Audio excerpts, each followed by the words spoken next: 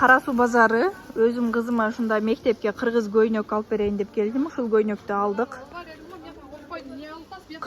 Кыргыз көйнөктүн түрлөрү бар экен, мындай түрлөрү. Мыналар 750 экен. Мыналар. Булар 850 экен. Анан жаңы чыккандары десеңер, жаңы чыккандары мыналар бар экен. Булар 2000 дейт. Мыналар 850 экен. Булар азмага бул жакты кызыма 1200 экен. Мектепке өзү 0 класс майрам болот дейт. Анан мындай юбкалары да бар экен. Азыр майрамдарга да ушундай юбкалар кийип калышты го. Бантиктери менен 250, мыналар болсо 350 ошондой экен. Эртең тойлорго деле кие берсе болот экен деп атам.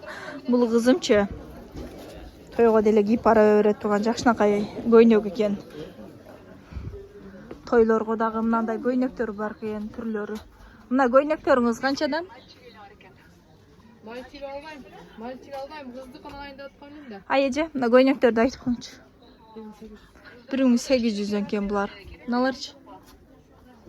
Аз эле калып турду атасга баардык свет. Мындай тойлорго көйнөктөр бар экен. Мыналарыңыз эми айтып коюңчу, сенасын сурайт да. 2000 экен Турция. Ошо.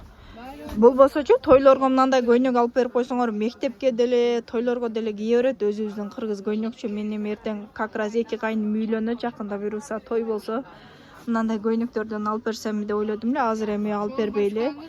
Ушул көйнөктү кийет буюрса деп атам. Болду, түшүр.